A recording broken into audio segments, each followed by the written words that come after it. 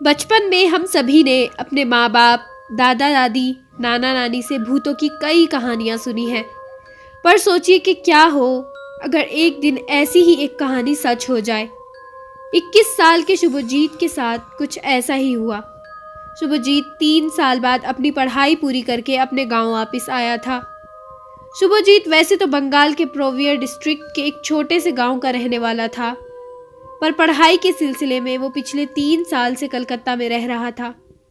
शुभजीत को अपना गांव बहुत पसंद था, क्योंकि जहां शहर में हर जगह बिल्डिंग्स ही बिल्डिंग्स थी, वहीं उसके गांव में चारों तरफ जंगल ही जंगल थे, जहां की हरियाली और खुली हवाओं में उसका दिल खुश हो जाता था। पर ये जंगल भी अपने अंदर कुछ ऐसे राज छुपाए बैठे थे, जिसकी वजह से गांव के लोग रात को कभी भी अकेले जंगल नहीं जाते थे। वहां की कहानी की मानें तो जंगल में एक ऐसा राक्षस रहता था, जो कि लोगों की जान निकालकर उन्हें मरने के लिए छोड़ देता था। लोग कहते थे कि गांव में जो भी पूर्णमासी की रात को उस जंगल में गया है, वो कभी भी जिंदा वापस नहीं लौटा। पर शहर में रहने के बाद शुभजीत ने गांव की नायकीनी बातों को मानना छोड़ दिया था, और यही उसकी जिंदगी की सबसे बड़ी भूल साबित हुई। शुभजीत को एक दिन एक ईमेल आया, जिसमें लिखा था कि उसकी कलकत्ता में एक कंपनी में नौकरी लग गई है और उसे 2 दिन बाद ही कंपनी में रिपोर्ट करना था। शुभजीत के माँ बाप उसी दिन सुबह सुबह एक शादी के लिए उड़ीसा चले गए थे, तो उसने सोचा कि वो अगले दिन ही कलकत्ता के लिए निकल जाएगा, ताकि वो एक दिन पहले जाकर आराम से वहाँ सेटल हो जाए और ऑफिस के पहले दिन की तैयारी भी कर ले। शुभजीत के गांव में आखिरी रात थी। उसने पूरा दिन अपने गांव के दोस्तों के साथ पार्टी की, और पार्टी करते करते कब रात हो गई उन्हें पता भी नहीं चला। सबने थोड़ी पी रखी थी, तो सब लोग साथ में ही वापस घर जा रहे थे। शुभजीत के दोस्त मोंटी का घर बिल्कुल जंगल के रास्ते से सटा हुआ था। सब दोस्त जैसे ही मोंटी के घर पहुंचे, तो उन्होंने देखा शुभजीत उनके साथ नहीं था। उसके दोस्त उसके लिए परेशान हो गए और उसे आसपास ढूंढने लगे। पर शुभजीत को मोंटी के घर के पास आते ही जंगल से एक आवाज़ आई। उसे ऐसा लगा जैसे किसी ने उसका नाम पुकारा हो, तो शुभजीत जंगल के रास्ते उस आवाज़ के पीछे पीछे चला गया। वैसे तो शुभजीत बचपन में उस राक्षस की कहानियों पर बहुत यकीन करता था, और उसे उन कहानियों से डर भी लगता था। पर कलकत्ता में रहने के और पढ़ने के बाद अब उसका सब कहानियों से पूरी तरह से यकीन उठ चुका था। हालांकि शुभजीत की सारी जिंदगी उसी गांव में गुजरी थी, पर फिर भी उसकी 21 साल की जिंदगी में उस दिन वो पहली बार अकेले रात को जंगल वाले रास्ते पर जा रहा था। उस जंगल में जाते हुए उसने रास्ते में एक सिगरेट जला ली। जैसे ही उसने लाइटर से सिगरेट जलाई, तो माचिस जलने के साथ साथ शुभजीत को जंगल के सन्नाटे में एक उल्लू की आवाज़ आई।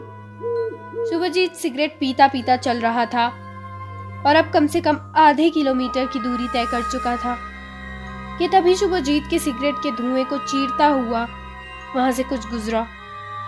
क्योंकि सर्दी का मौसम था, तो रात को ऐसी हवा का चलना आम बात थी, इसलिए शुभजीत को लगा कि वह बस एक हवा का झोंका था। उसने अपनी सिगरेट बुझाई, और जैसे ही अगला कदम बढ़ाया, तो उस उल्लू की आवाज़ और तेज हो गई। शुभजीत अब थोड़ा घबराने लगा था।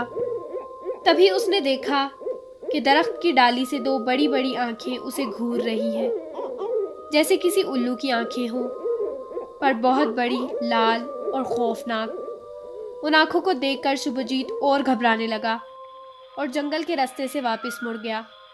वो कई देर तक चलता रहा, लेकिन वो उस जंगल से बाहर नहीं निकल पा रहा था। जैसे जैसे वो और ज़्यादा डर रहा था, वैसे वैसे उल्लू की आवाज़ें भी बढ़ती जा रही थी। चलते चलते उसे फिर से एक तेज़ हवा का झोंका महसूस हुआ, लेकिन इस बार शुभजीत ने अपने गाल पर हाथ लगाया, तो उसके गाल से खून बह रहा था। तभी अचानक उसने देखा कि उस जंगल के सभी दरख्तों पर 2 बड़ी बड़ी लाल आंखें और खौफनाक आंखें चमक रही थी। उसे तब याद आया कि उस रात पूर्णमासी की रात थी। अब उसे उस राक्षस से जुड़ी सभी बातें सच निकलने लगी थी। उसे बिल्कुल भी समझ नहीं आ रहा था कि वो क्या करे। ऐसा लग रहा था कि उस जंगल में छोटी छोटी लाल लाइट्स चमक रही हैं। वो जोर जोर से जंगल से भागा और अचानक से उस जंगल में से सैकड़ों उल्लू अपनी तीखी आवाज़ निकालते हुए हवा में उड़ने लगे और उसको उल्लुओं ने चारों तरफ से घेर लिया था। शुभजीत की आंखों के सामने वो सारे उल्लू एक बहुत ही बड़े और विशाल राक्षस में बदल गए। उस राक्षस की आंखें इसी उल्लू की जैसी थी और बहुत बड़ी थी, लाल और खतरनाक दिख रही थी। उस राक्षस के दांत भी बेहद नोकीले थे। शुभजीत के उस राक्षस को देखते ही रोंगटे खड़े हो गए। इससे पहले शुभजीत कुछ कर पाता, उस राक्षस ने अपने दोनों पंजे लिए और उससे तेजी से शुभजीत को नोच डाला। तभी शुभजीत के दोस्त उसे ढूंढते ढूंढते जंगल के अंदर पहुंच गए। उन्हें शुभजीत एक दरख्त के पास गिरा पड़ा मिला। उसका पूरा जिस्म नीला पड़ चुका था और वो दर्द के मारे चटपटा रहा था। उसके पूरे जिस्म पर पंजों के निशान थे। ऐसा लग रहा था जैसे किसी ने उसकी जान ही निकाल ली हो। उसके दोस्त उसे फौरन हॉस्पिटल ले गए और कुछ दिनों के इलाज के बाद वो थोड़ा बेहतर हो गया। शुभजीत ने जब लोगों को अपने साथ हुआ किस्सा बताया तो सब हैरान थे।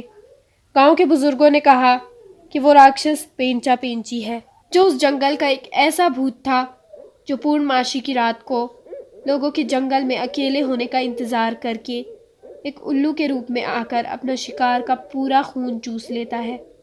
ये सुनने के बाद सबको पेंचा पेंची राक्षस पर यकीन हो गया।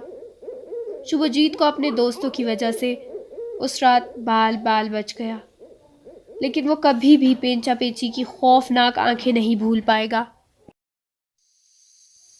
आई होप ये कहानी आपको पसंद आई होगी। फिर मिलती हूँ आपसे एक और हॉरर स्टोरी के साथ।